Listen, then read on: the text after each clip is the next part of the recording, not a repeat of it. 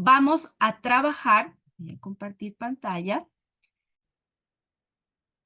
con un tema que también está dentro de la planificación de la asignatura de orientación familiar y que está denominada la relación de la familia y la escuela. En la clase anterior habíamos conversado de cómo establecer la comunicación y la colaboración entre la familia y escuela. Bueno, y nos habíamos enfocado principalmente en cómo debe ser esa comunicación, ¿verdad? Decíamos que debemos tener una comunicación asertiva. ¿Y cuáles eran las características de esa comunicación asertiva? El lograr una escucha activa, el lograr la empatía. Y decíamos que también una de las estrategias necesarias para poder tener esta comunicación y esta colaboración entre la familia y escuela era la escuela para padres, ¿no es cierto? Y ahí veíamos un poquito de cómo podemos planificar estas escuelas para padres, que debe tener objetivos, debe tener contenidos, deben tener las técnicas seleccionadas para aplicar, qué metodología vamos a utilizar y cómo también vamos a evaluar para poder ir mejorando. También hablábamos de que otra de las formas de comunicación y colaboración son las reuniones que debemos llevar con los padres de familia, en donde debemos hacer un encuadre, compromisos para la participación de la familia en todo este proceso de comunicación. Bueno, eso como una pequeña retroalimentación de lo que vimos en la clase anterior.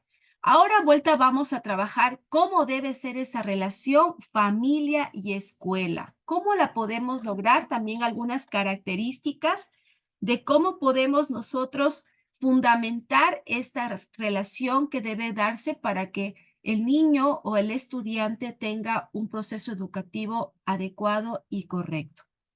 Bueno, vamos a partir desde la reflexión de los 3 anillos de formación de la persona. Bueno, según algunos modelos educativos, nos mencionan que los 3 anillos de formación se ven influenciados por la sociedad, la familia y la escuela. ¿A qué se refieren estos 3 anillos de formación? Bueno, sabemos que la familia es realmente vital, necesaria, importante, trascendental dentro de la sociedad para el desarrollo del ser humano.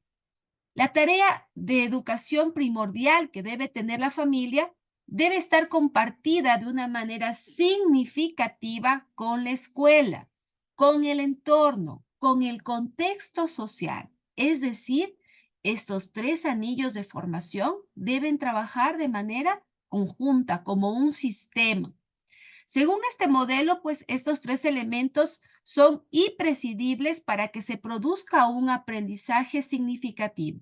Es decir, cualquier acto pedagógico que implique que alguien enseñe algo a alguien, en este caso, debe ser el profesor, la familia y la sociedad. Necesario, importante.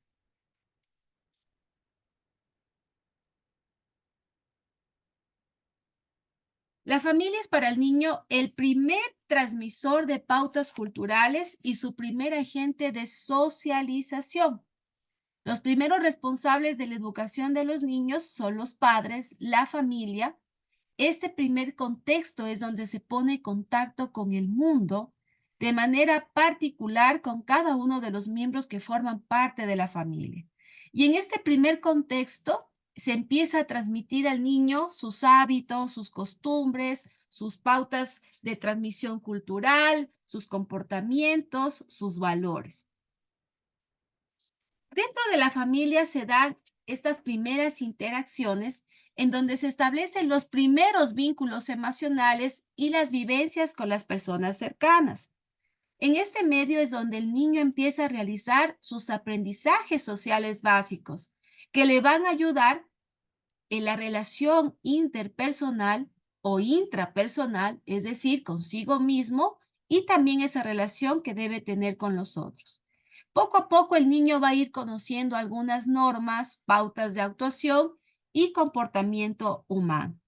Cuando hablamos de que en esta primera interacción que tiene el niño con la familia y adquiere estos aprendizajes sociales básicos, estamos hablando de qué aprendizajes sociales básicos. Estamos hablando del comportarse, de los modales, los valores, las habilidades sociales, los hábitos, el lenguaje, el autocontrol, incluso la autorregulación de las emociones, lo que también conocemos como la inteligencia emocional.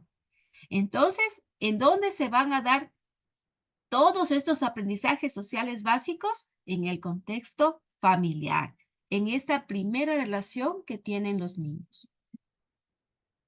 Para que esta relación entre la familia y la escuela pueda ser efectiva, debe lograrse integrar a la familia como una parte esencial. Es decir, se debe poner en práctica una escuela abierta. Cuando hablamos de que tiene que ser una escuela abierta, es decir, que brinde la posibilidad de compartir con la familia esa labor de educar, ampliando estas expectativas formativas. También a través de la educación debemos conseguir que se dé una unidad de criterios educativos, tanto en la casa como en la escuela, que son necesarios para tener una buena comunicación y sobre todo una buena coordinación de las actividades entre los maestros y los padres. Entonces, como ya conversábamos en la clase anterior, ¿cuáles deben ser esas formas de comunicación que ya dije previamente? Esta comunicación asertiva, una comunicación afectiva, efectiva, positiva, bidireccional, una comunicación abierta al diálogo. Sobre todo, como lo menciono aquí, el que podamos tener criterios educativos que puedan ayudar al niño y que también tengan coherencia de lo que yo educo desde casa y lo que también educo desde la parte docente y dentro del aula. Los padres solos no pueden educar a sus hijos, hagan lo que hagan, porque siempre van a tener otras influencias que son muy poderosas y que son principalmente estas influencias que se dan en la escuela y que se dan en la sociedad. Los docentes solos tampoco pueden educar a sus alumnos por la misma razón, también por este tipo de influencias. La sociedad tampoco puede educar a sus ciudadanos sin la ayuda de los padres y del sistema educativo. Entonces, la intervención de padres y maestros es trascendental, en donde todos debemos conocer cuáles son las limitaciones y también reconocer que la tupida red de influencias en las que vivimos, todos ejercemos una influencia educativa, buena o mala, por acción u omisión, pero que es imprescindible una movilización educativa de la sociedad que retome el espíritu del viejo proverbio africano. Para educar a un niño hace falta la tribu entera. Qué interesante. Entonces, lo que nos menciona este párrafo es de que tanto los padres como los maestros, como la sociedad, es imposible de que puedan educar de manera aislada, de manera separada. Debemos hacerlo de manera conjunta. Y qué mejor llegando a acuerdos entre estas dos partes que forman, que son necesarias dentro del aspecto educativo, como es la familia y la escuela, para que podamos tener, como dice este proverbio, una educación en tribu, en conjunto, en una cooperación y una ayuda constante y permanente, por el bien de los estudiantes, por el bien de nuestros niños.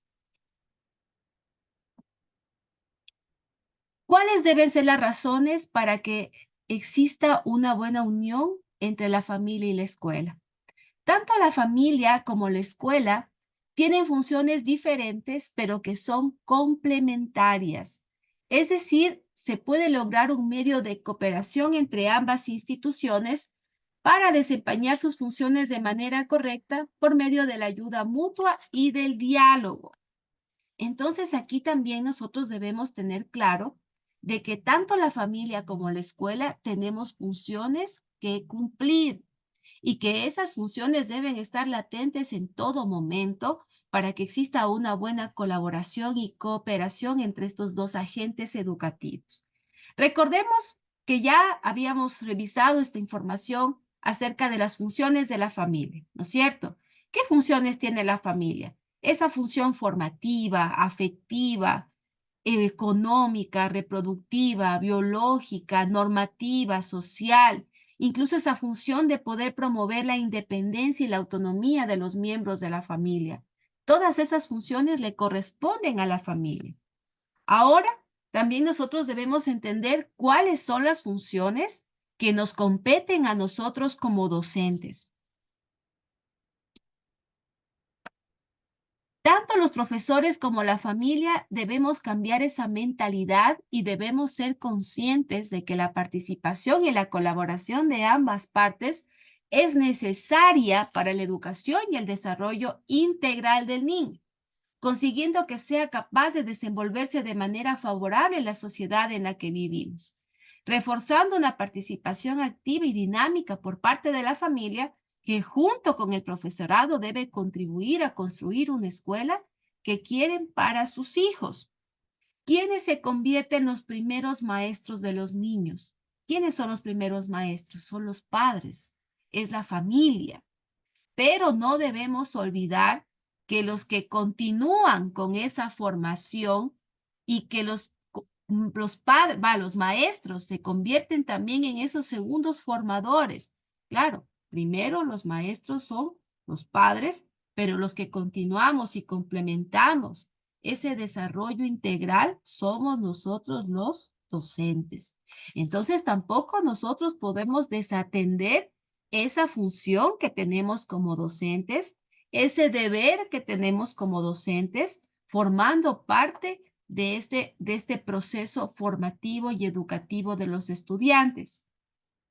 La familia y la escuela son dos contextos importantes en el desarrollo humano. El potencial y la influencia de ambos contextos aumentará entre sí que estos sistemas puedan establecer algunas relaciones fluidas, complementarias, cordiales y constructivas que tienen como objeto optimizar el desarrollo infantil. Para que se dé esta relación de colaboración, esta relación de participación, de coordinación, es posible si existe primero una clara delimitación de los roles y las responsabilidades. Entonces, la familia, los padres, deben saber cuáles son sus roles, principalmente sus roles parentales, sus funciones como familia, sus responsabilidades. Incluso creo que muchas instituciones educativas manejan el código de convivencia. En ese código de convivencia, de poder convivir entre todos los miembros de la comunidad, se puede llevar a cabo esto de delimitar cuáles son los roles y las responsabilidades de la familia, cuáles son los roles y las responsabilidades que tienen las autoridades y también los docentes. También en esta relación de colaboración es valioso de que se puede establecer una confianza entre padres en el saber hacer de los profesionales, de los profesores en este caso. Es decir, que los padres confíen en el profesor, que siempre eh, tengan esa confianza de decir, bueno, es un buen profesional, es una persona que va a ayudar a mi niño, creo en sus capacidades, creo en sus fortalezas, porque también cuando los padres hablan mal de los docentes en casa, pues hace que también cambie esa imagen que tiene el niño sobre su profesor. Eso nunca podemos hacer nosotros como padres ni como familia. Siempre debemos dar ese voto de confianza sobre las posibilidades y las capacidades que tiene el docente. Y tercero, que los profesores han de reconocer a la familia como los primeros educadores. Y los educadores también reconocer como esos segundos formadores a los docentes y a los maestros. Entonces, para que pueda establecerse esta relación fluida de apoyo, de colaboración, es necesario cumplir con estas tres características básicas que permitan mejorar esa participación familiar. Ahora, decíamos y conversábamos de cuáles eran las funciones de la familia y que la familia las debe tener claras y debe reconocerlas desde el cumplimiento de sus deberes. Y nosotros como docentes también tenemos que tener claro cuáles son nuestras funciones. Una de las funciones como docentes que tenemos es el diagnóstico de necesidades.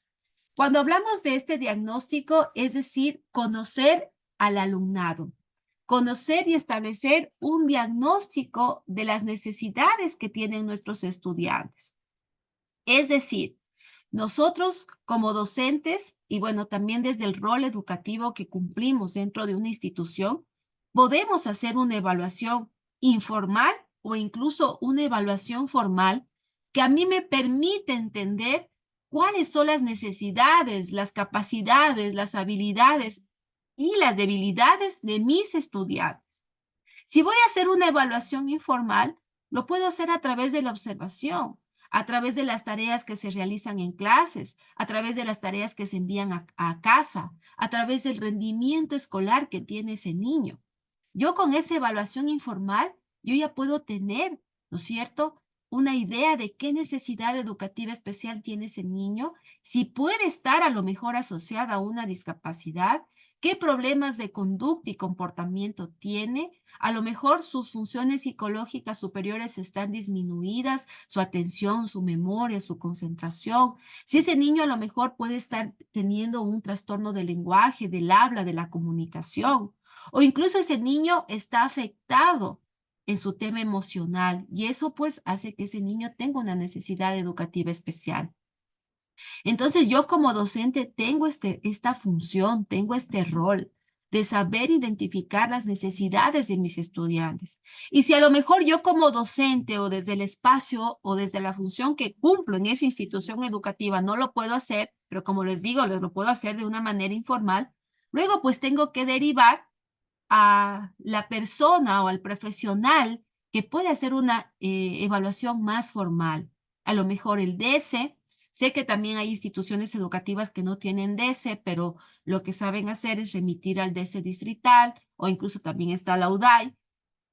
Y digamos, ya no existen estos espacios para hacer una evaluación, pues a lo mejor sí tengo que conversar con la familia para que acudan a un profesional privado o incluso en el hospital o en un centro de salud.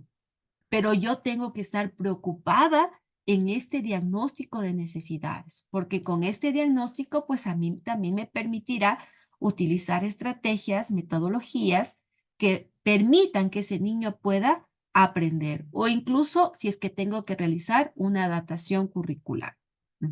Entonces, esa es una función que nosotros tenemos como docentes.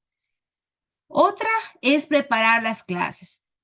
Nosotros debemos organizar y gestionar situaciones mediadas de aprendizaje en donde se consideren algunas estrategias didácticas para la realización de actividades de aprendizaje, ya sea de manera individual o de manera cooperativa, que sean de gran potencial didáctico y que consideren las características de los estudiantes. Miren, también otra de nuestras funciones es preparar clases con pedagogías, metodologías inclusivas, ¿no es cierto? Que me permitan mediar, gestionar, organizar el aprendizaje de todos mis estudiantes. Es decir, que con las formas de cómo yo enseño, todos puedan aprender. Miren, hay tantas estrategias que nosotros podemos utilizar como docentes.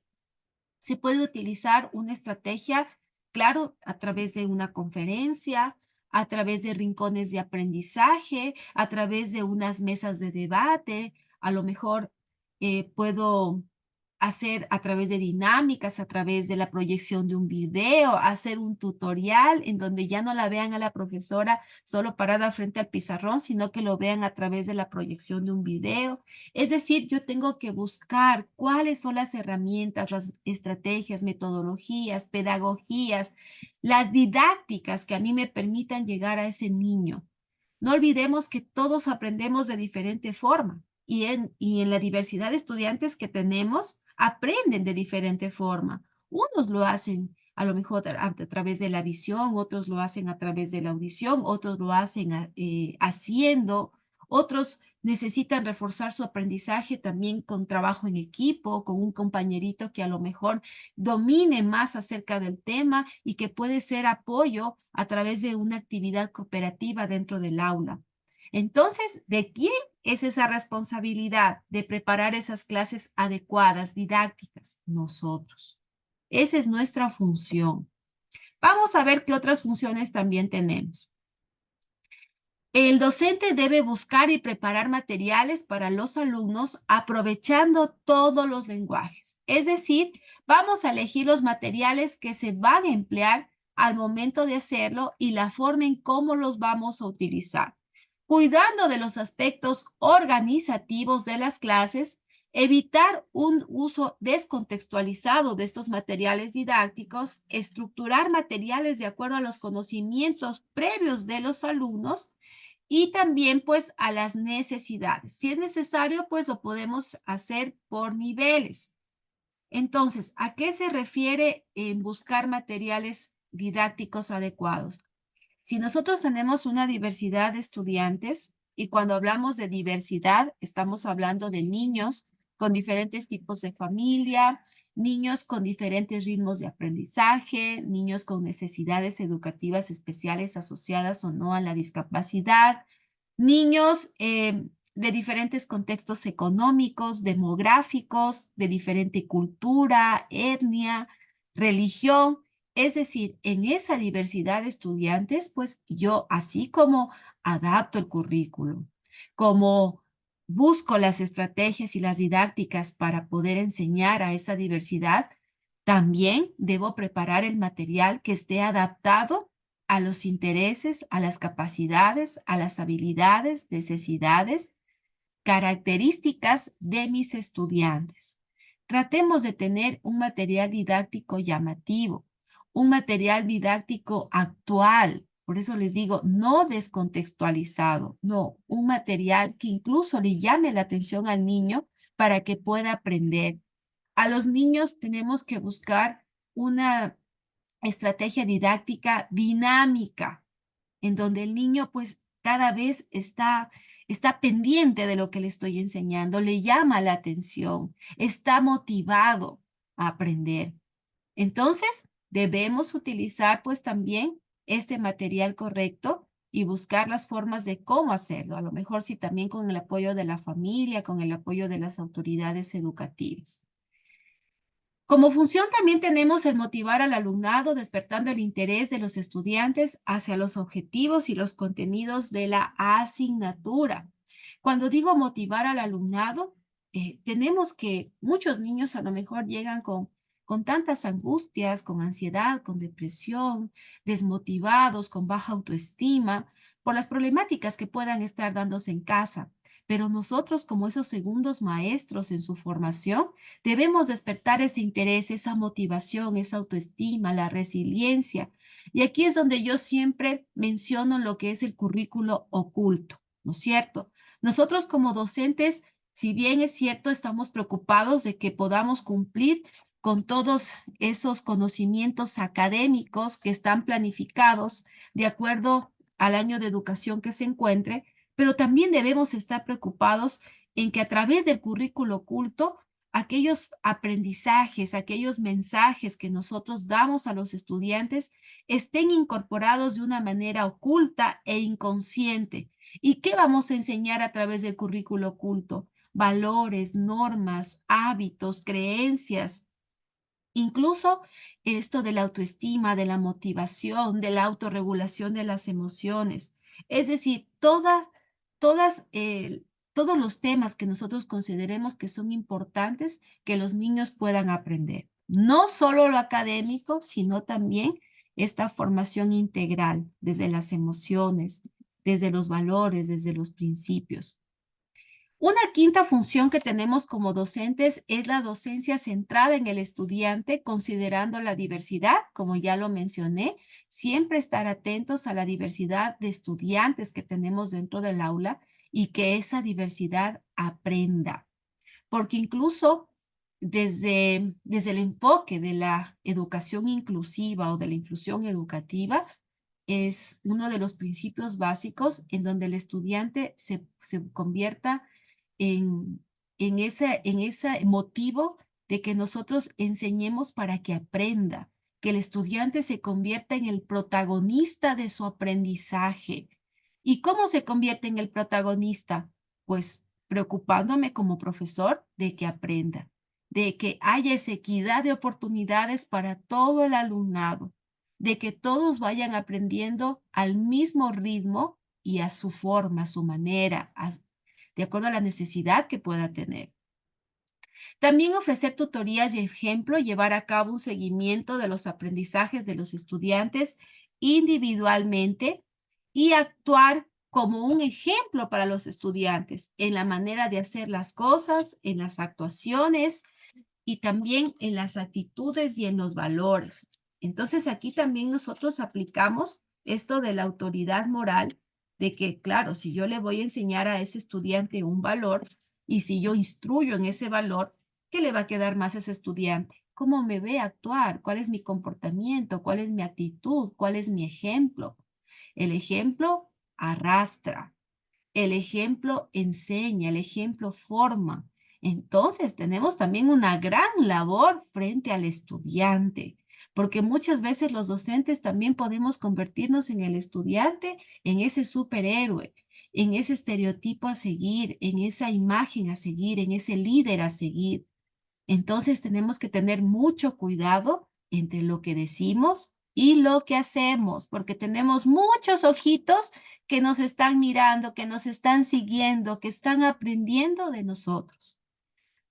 Y finalmente, otra de las funciones del docente es investigar en el aula con los estudiantes el desarrollo profesional continuado, es decir, el experimentar en el aula buscando nuevas estrategias didácticas y nuevas posibilidades de utilización de los materiales didácticos. A veces tenemos una aula y en esa aula podemos tener un espacio que podemos aprovecharlo al máximo. Como les decía, se puede utilizar esta estrategia de rincones de aprendizaje, en donde el niño cada vez que sienta inquietud acerca de un tema que se está llevando en el aula, ya sea un rincón de ciencias naturales, un rincón de música, un rincón de matemáticas, un rincón de caligrafía, entonces que en este espacio, en esta aula, el niño pueda ir, acercarse, a lo mejor siente esa necesidad de aprender un poco más acerca del rincón de aprendizaje y puedo hacerlo en compañía del estudiante o incluso en compañía de sus compañeros o de sus pares para poder aprender. Pero ¿cómo también lo podemos hacer? Pues que el aula esté adaptada a estas necesidades y qué mejor que lo pueda hacer en el liderazgo del docente y también con el apoyo de los padres de familia y de los estudiantes. Aprovechar al máximo esos recursos que tenemos dentro del aula. Bueno, ya sabemos cuáles son las funciones de la familia, ya sabemos cuáles son las funciones que nosotros tenemos como docentes y como decíamos, en estos 3 anillos de la sociedad, en estos 3 anillos de formación, debemos interactuar entre nosotros, debemos complementarnos entre nosotros, debemos saber que sí, los primeros educadores son los padres y la familia, pero que nosotros continuamos en ese rol educativo. Ahora, ¿cómo incide la educación familiar en la escuela? De entre todos estos agentes en conjunción en el hecho de educativo escolar, es la familia la que tiene un mayor grado de incidencia. Tal es así que podríamos afirmar que el factor determinante de la calidad educativa de una institución no está en el mismo centro, sino en la realidad familiar con la que el alumno acude y se expone a la elección de la influencia educativa escolar. Ojo con esto, miren, si las instituciones educativas, principalmente las autoridades que gestionan y lideran las instituciones, se darían cuenta de que bueno, sí, la calidad educativa es un factor importante que buscan muchos padres para poder matricular a sus hijos. A veces estamos preocupados de que la escuelita esté bien pintada, de que la escuelita esté muy bien limpia, de que la escuelita tenga buenos perfiles. Bien, eso está muy bien. Pero a veces las escuelas y las instituciones se olvidan de que uno de los factores más importantes y que van a incidir muchísimo en la educación de ese niño y también en las relaciones que se van a llevar entre la escuela y la familia son la familia, son los padres. Entonces, el también preocuparse por atender estas necesidades familiares, el poder atender las problemáticas familiares, puesto que esto supone una influencia poderosa, imperiosa, al momento de llevar un proceso educativo. Entonces, que la escuela también se preocupe por la atención de la familia. Los padres son quienes deciden acerca de las cuestiones esenciales de sus hijos. Si decimos que ellos son la principal influencia y son los que dirigen la formación de sus hijos, pues claro, ellos son los que van a elegir también la institución en donde matriculan a sus hijos. Son también quienes ayudan a los hijos a elegir sus amigos. Son los que van creando una cultura familiar clave en el proceso de maduración de la persona y son los que tienen una relación de intimidad única con los hijos. Entonces, todos estos aspectos forman parte de los derechos y deberes que tienen los padres y que también deben estar delimitados al momento de que hacemos ese primer contacto con la familia para que sepan que ellos son los responsables de todos estos procesos que van ocurriendo en la vida de sus hijos. Algunas investigaciones nos dicen que la participación de los padres y las madres en la vida escolar señalan una implicación activa de los padres y que se ve reflejada en una mayor autoestima por parte de los niños, en un mejor rendimiento escolar, en mejorar estas relaciones también que existen entre padres e hijos y también promueven que tengan actitudes más positivas de los padres hacia la escuela. También algunas investigaciones nos dan algunos datos interesantes que nos especifican que un 40% de los logros escolares están relacionados directamente con el apoyo familiar. Miren, interesante. Un 40%, estamos hablando casi de la mitad. 40% de los logros escolares que pueden estar relacionados con el apoyo familiar. Entonces, ¿qué pasa? ¿Cuál es el rendimiento académico? ¿Cuál es el proceso de aprendizaje de un niño en donde papá y mamá no dan apoyo a la escuela? En donde papá y mamá casi nunca van a la escuela, no se relacionan con el docente. Aquí yo dejo esa gran interrogante. ¿Qué pasa con ellos? ¿Cómo están esos logros escolares? ¿Cómo está ese aprendizaje, esa formación? También algunas investigaciones dicen que los dos factores fundamentales que influyen en los logros académicos de los niños y de las niñas son el nivel educativo que tienen los padres y la calidad del trabajo cooperativo que debe existir entre la familia y la escuela. Entonces, estos dos factores trascendentales, importantes, son los que influyen en los procesos académicos y que también a nosotros nos dan y nos dejan una orientación para saber si a lo mejor un niño está mal académicamente o está bajo en su rendimiento académico, pues darme cuenta que pueden ser estos factores. A lo mejor la familia no está participando, no tenemos un apoyo familiar. También entender cuál es el nivel educativo de los padres, porque también de alguna forma puede depender el apoyo y el ejemplo que están dando dentro de casa y también cómo podemos fortalecer ese trabajo cooperativo y esas relaciones personales, afectivas, efectivas, comunicativas entre la familia y la escuela. Ahora, para nosotros mejorar la relación de la familia y escuela, tenemos algunas características básicas que podemos irlas analizando. Una de estas características es el principio de subsidiariedad. Subsidiariedad. Este principio es el que permite entender que la familia tiene el derecho y el deber de la educación de sus hijos, pero también nos permite comprender que la escuela es la que debe brindar una ayuda complementaria importante, una ayuda complementaria importante, es decir, trabajar como un sistema. Este principio nos dice que la autoridad de los padres es la verdadera autoridad, es la más importante, en el sentido de que en el ámbito de autoridad que en ella se despliega dentro de la casa, ella es quien debe poseer el poder de dirigir, regir, normar y corregir.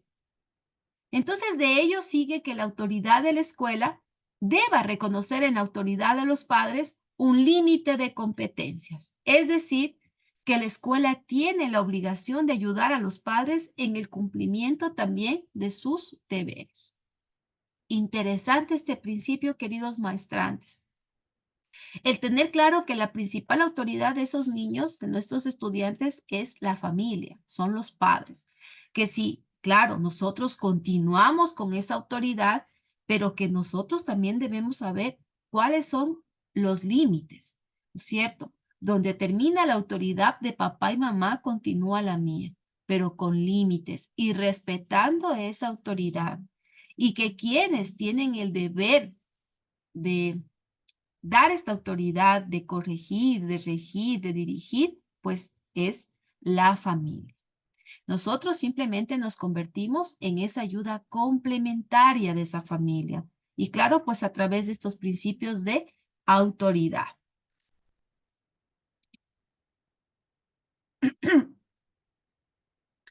Otra de las características fundamentales en la relación de la familia y escuela es la comunidad educativa. Uno de los cambios más profundos que se han producido en los últimos años en el campo de la educación y en el sistema educativo es la nueva concepción que tiene la escuela como comunidad. Interesante. ¿Qué entendemos nosotros por comunidad? La comunidad educativa es ese conjunto de personas que tienen que ver con el hecho educativo y que está conformada por quiénes, por las autoridades, por los docentes, el DC, los padres de familia o representantes, los estudiantes y el personal administrativo. La comunidad educativa, pues, es la que abarca todo aquello que afecta y donde se ven afectados estas personas que forman parte de ella en el proceso educativo y que, por lo tanto, pues, forman parte directa o indirecta de esta comunidad. Toda la comunidad educativa es importante a la hora de pensar o repensar el modo en que se lleva a cabo el proceso educativo. Esto porque la educación no es un elemento aislado del resto de la comunidad, sino que forma parte de ella desde el aspecto social, cultural, político, económico, etc. Por lo tanto, la participación comunitaria pues se debe convertir en un elemento clave en este proceso, asegurando el éxito académico pues de todos los involucrados. Entonces, ¿qué valioso que es que todas las instituciones educativas puedan contar con el apoyo de la comunidad educativa, donde todas estas personas que son los actores claves del proceso educativo puedan participar de manera conjunta en la toma de decisiones, en poder incluso evaluar cuáles son las debilidades de la institución, cuáles son las fortalezas, cuáles son las oportunidades, para que juntos, incluso a través del PI, del proyecto educativo institucional, puedan comprometerse a trabajar de manera conjunta. Ahora, ¿qué implica el tener una comunidad educativa o ser una comunidad educativa? Esto implica de que puedan existir algunas relaciones personales estrechas entre todos los que forman parte de esta comunidad y donde existan altos niveles de comunicación. Como les digo, una comunicación asertiva. También esto implica de que entre los miembros de la familia existan lazos emocionales en donde todo lo que viven o lo que pasa en la institución lo puedan sentir. Es decir, actuar también desde el sentimiento, desde el empoderamiento. También la comunidad educativa implica entrega y compromiso ante los valores del grupo, el tener un sentido de la solidaridad entre los miembros del grupo, ya no hablar de un ellos o aquellos, sino hablar de un nosotros, a pesar de las diferencias que pueda existir entre los diferentes miembros que forman parte de esta comunidad educativa.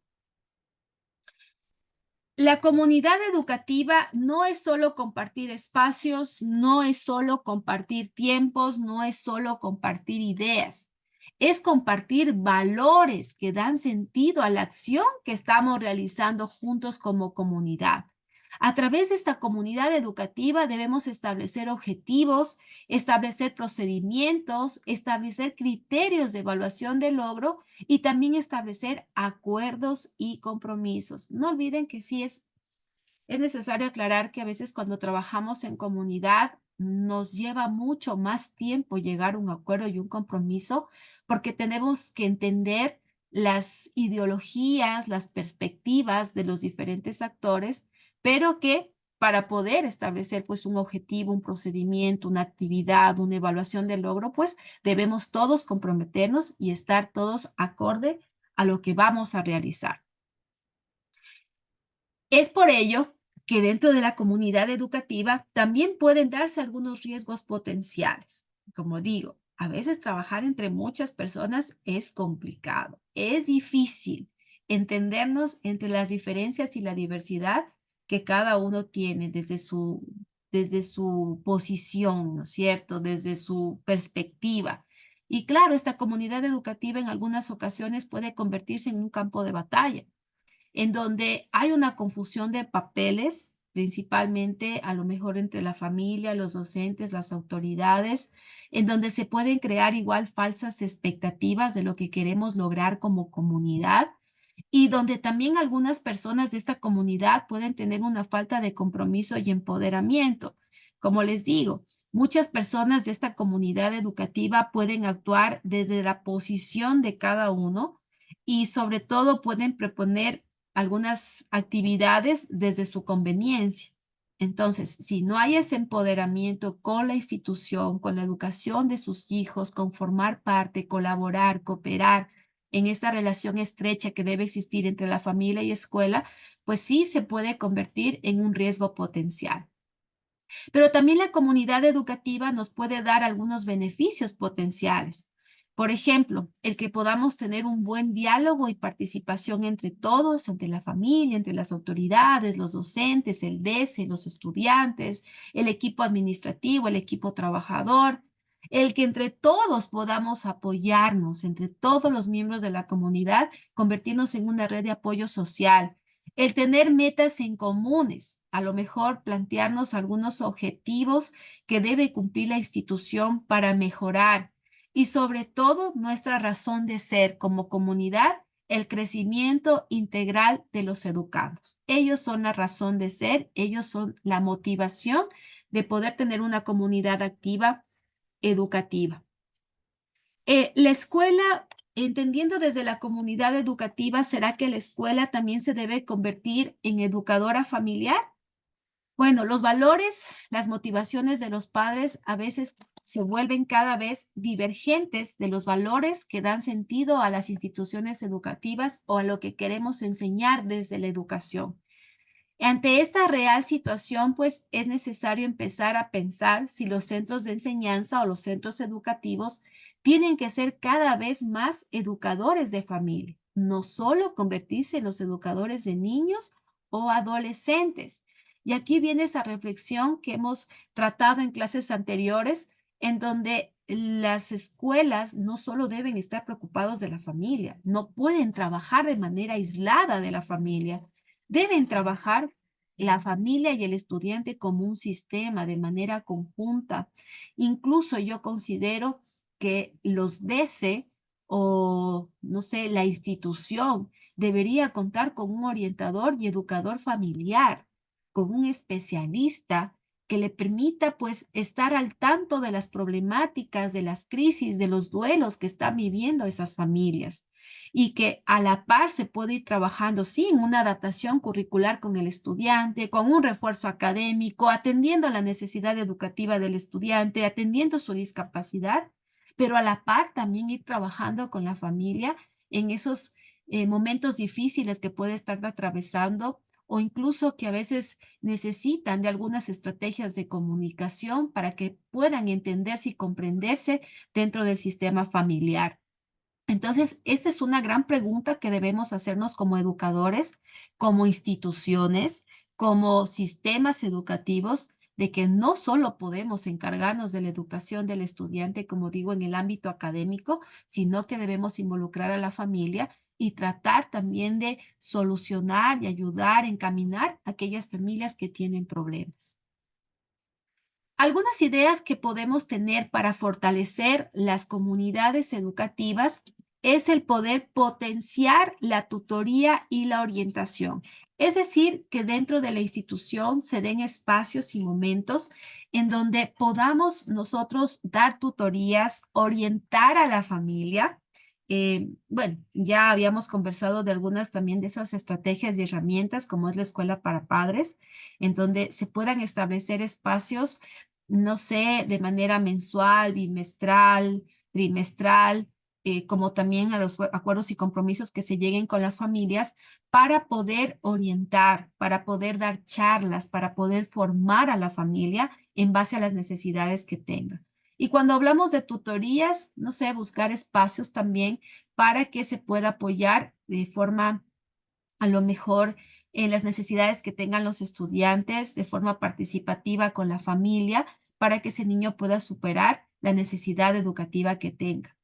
También se pueden promover algunas actividades entre la institución educativa en donde pueda participar la comunidad educativa, principalmente los padres, los alumnos, los docentes, como por ejemplo desarrollar eventos deportivos, actividades de cineforum, actuaciones musicales, escuelas para padres, la semana cultural, la semana de la familia, concursos gastronómicos, excursiones, salidas recreativas. Creo que son algunas ideas que sí nos permiten fortalecer la participación de la comunidad y sobre todo fortalecer las relaciones escuela-familia. También podemos crear algunos vínculos entre la familia y escuela a través de viajes compartidos, clases lectivas impartidas por los padres. Miren qué interesante colocar a los papás a que den una clase para que incluso puedan sentir también ese papel que nosotros, ese rol que tenemos como docentes y también puedan valorarlo. El hacer visitas a centros de trabajo de los padres para que los niños o incluso los propios hijos también puedan valorar aquellas funciones y el trabajo que desarrollan sus papás. El tener experiencias de los abuelitos en el aula. Los abuelitos siempre tienen para contar muchas experiencias que pueden marcar la vida de nuestros estudiantes y que los pueden ayudar a mejorar. Podemos también fomentar experiencias de educación familiar compartidas entre padres y profesores a través de talleres de trabajo práctico para padres y podemos fomentar la creación de vínculos personales entre los padres con algunas actividades de ocio compartidas entre los hijos. Como les decía, de acuerdo a la transformación social que se ha venido dando en estos últimos años, pues muchos padres no tienen el tiempo suficiente para compartir con sus hijos. Muchos de los hijos se están criando sin la supervisión de los padres y bueno, se están satisfaciendo necesidades económicas, pero no esas necesidades que son las más importantes en la vida de un ser humano, como son las necesidades emocionales, esa necesidad de atención, de amor, de afecto, de acompañamiento. Entonces, también desde la escuela podemos promover estas actividades en donde a veces de manera hasta obligatoria hacemos de que los padres puedan compartir algún momento con sus hijos. También debemos considerar algunos aspectos que sí pueden también dificultar el encuentro entre padres y profesores. Aquí estamos hablando de la organización jerárquica de la familia y la escuela. Ya conversábamos en el principio anterior de que debemos respetar muchísimo la jerarquía, tanto de la familia, la autoridad que ellos deben ejercer dentro de la casa y la autoridad que tienen también con sus límites dentro de la escuela. Igual, el poder delimitar cuál es la autoridad que nosotros también debemos llevar desde la escuela como docentes. ¿Cuál es nuestra función y hasta dónde debemos llegar? Otro aspecto que también debemos considerar es de que entre la relación que existe entre el profesor y los padres, en donde el profesor se puede sentir mayor autoridad en el aula y donde los padres también se sienten mayor autoridad en casa sobre el hijo. Entonces, aquí aprecia cada uno lo que el otro hace desde su nivel jerárquico y qué se puede ofrecer. Imagínense un niño que llega a casa y tiene una autoridad rígida, exigente, estricta, y que esa misma autoridad también se da en el aula. También hay esa autoridad exigente. ¿Qué se puede producir en ese niño? Realmente podemos producir un desequilibrio emocional y es por eso de que muchos niños empiezan a tener rasgos de ansiedad, rasgos de depresión. Son niños infelices, son niños tristes, son niños desmotivados, niños ansiosos. Entonces, qué necesario que nosotros podamos conversar con la familia para que esa autoridad sea una autoridad, pero también que esté vinculada a la democracia, al amor, al afecto. Si bien es cierto, disciplino, pero también doy afecto. Lo hago con amor, para que el niño pues no se provoque en él estos desequilibrios emocionales. No olvidemos que escuchamos en las noticias a diario de niños que terminan suicidándose, que son realmente problemáticas sociales que sí nos afectan mucho como sociedad, que nos afectan incluso mucho como humanos. Yo a veces no entiendo cómo un niño puede terminar suicidándose. Cuando un niño está empezando a vivir, cuando un niño tiene tantos sueños, tantos deseos, tantas metas por cumplir, un camino largo por recorrer, ¿cómo un niño puede terminar suicidándose? Es algo que yo realmente hasta hoy no lo entiendo, no lo comprendo. Pero sí, a lo mejor podemos ir considerando estos aspectos. A lo mejor esa autoridad que se está dando desde casa y que se está dando dentro del aula es una autoridad negativa, que lo único que está provocando en los niños son estos rasgos depresivos, ansiosos. Entonces, ahí deberíamos conversar entre los padres y los docentes para llevar una autoridad con amor, como les digo, con afecto, con democracia. Otro aspecto es en la organización jerárquica de la familia. Muchas veces van a las escuelas a hablar uno de los dos padres y a veces va el que no tiene la jerarquía en la familia. Entonces siempre debemos promover de que si vamos a tener un acercamiento, vamos a hacer una entrevista, vamos a hacer un mapeo de la dinámica de esa familia, tratemos de que vayan ambos padres, ¿sí? Incluso para que podamos conversar con los dos y también considerar los enfoques desde papá y desde mamá, de cómo está viendo la problemática o de cómo a lo mejor los dos se pueden comprometer para ayudar a su niño. Y otro aspecto también es en la organización jerárquica de la escuela, en donde a veces el claustro de profesores siente ese poder para etiquetar a los alumnos. Mucho cuidado con esto, queridos maestrantes. Dentro de los principios de la inclusión educativa, nosotros nunca podemos etiquetar a un estudiante. Así tengamos sospechas de una discapacidad, tengamos sospechas de una conducta, tengamos sospechas de una necesidad educativa especial, nosotros nunca podemos etiquetar a un estudiante. E incluso a veces ha pasado que los profesores, en lugar de decirle por el nombre, le dicen por la etiqueta: el vago, el malcriado, el retrasado mental, el discapacitado. Incluso a veces los profesores y las autoridades utilizan un lenguaje discriminatorio, un lenguaje negativo. Nosotros también debemos trabajar con un lenguaje positivo, un lenguaje que fomente la inclusión y el buen trato. Es un niño con discapacidad, un niño sin discapacidad. No se habla de un niño normal o anormal o el enfermito. Eso es discriminatorio. Niños con o sin discapacidad.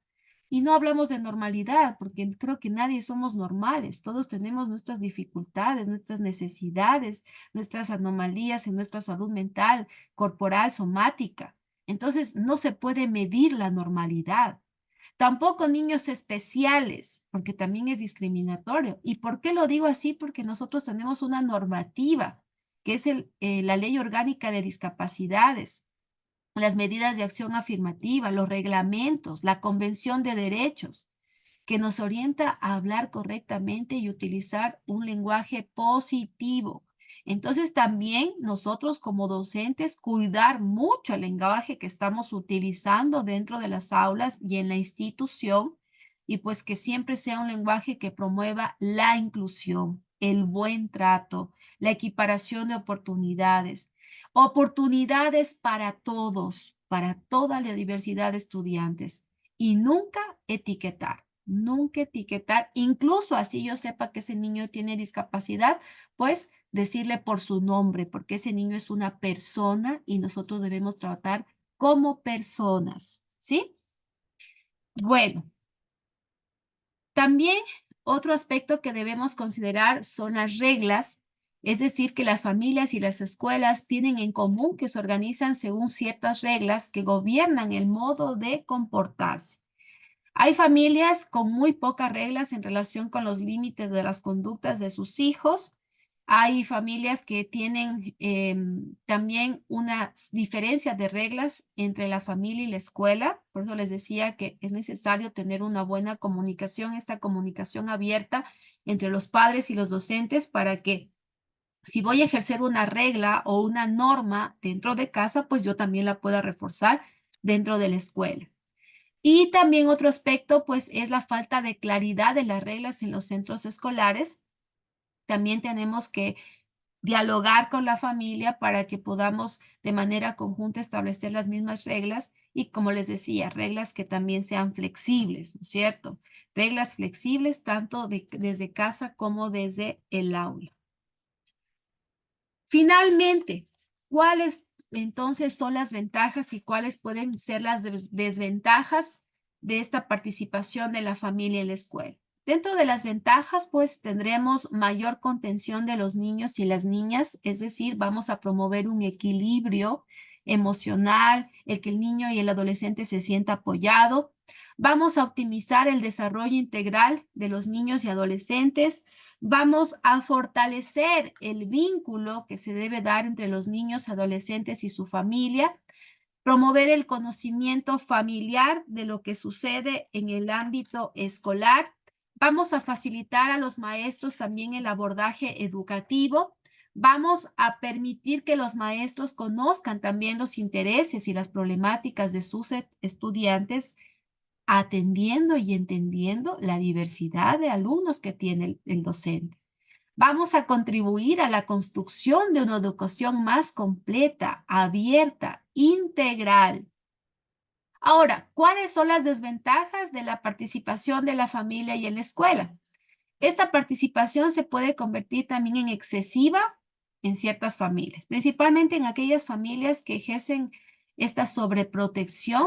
Podemos también tener una participación excesiva, pues que sí puede también interrumpir y molestar un poco, pues, en las actividades que el docente puede planificar, porque siempre van a estar atentas y van a estar juzgando lo que hace el docente. Entonces, hay que establecer límites, ¿no es cierto? Hasta dónde debe llegar la familia.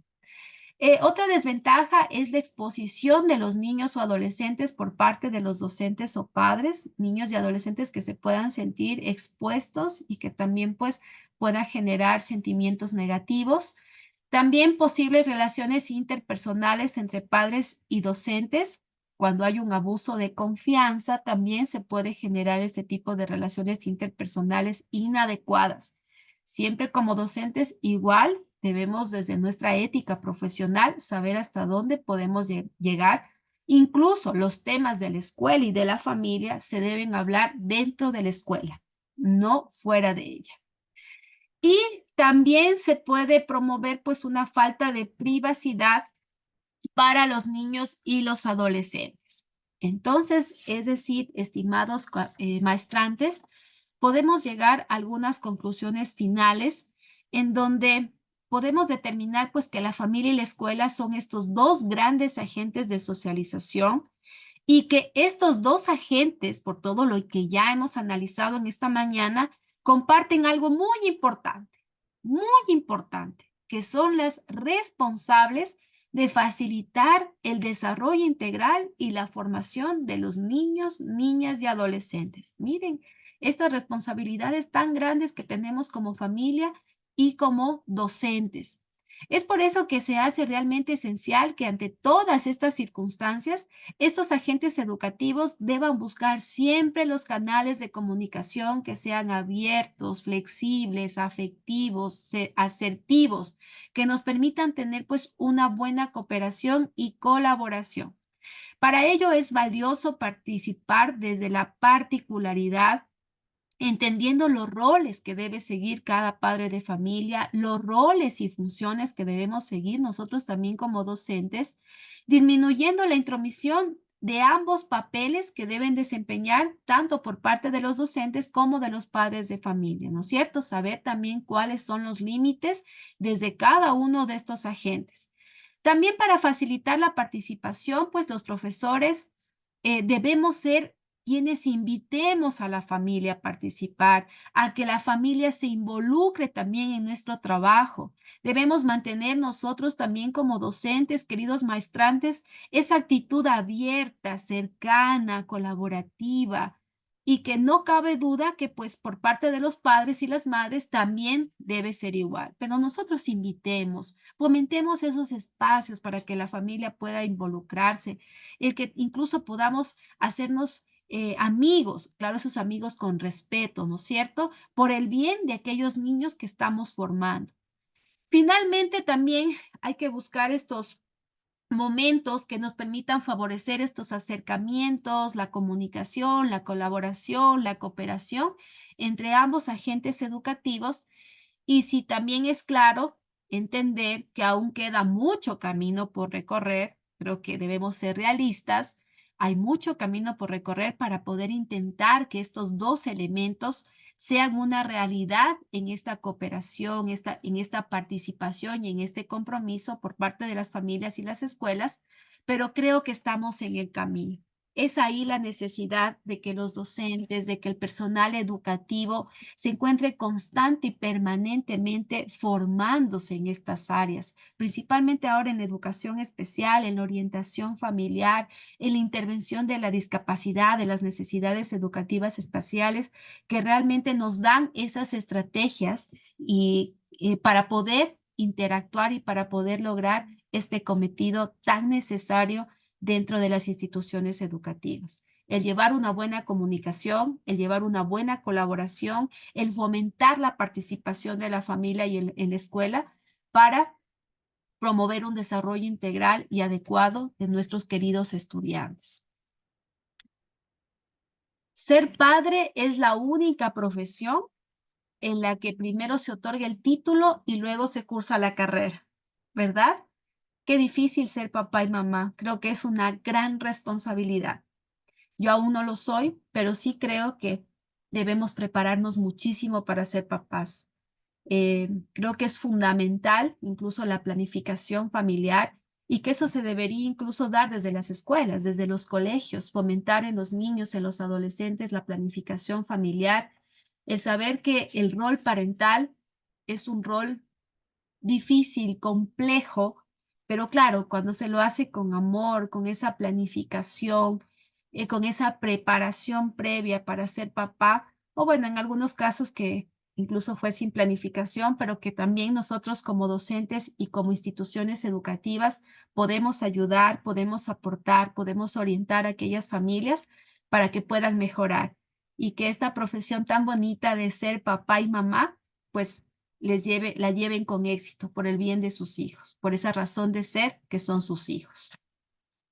Bueno, queridos maestrantes, hasta ahí vamos a llegar en lo que corresponde a la clase del día de hoy de la relación de la familia y escuela y cómo nosotros a través de estas tres características de las funciones de los docentes, de este principio de subsidiariedad y desde la comunidad educativa podemos promoverlo y ejercerlo dentro de las aulas.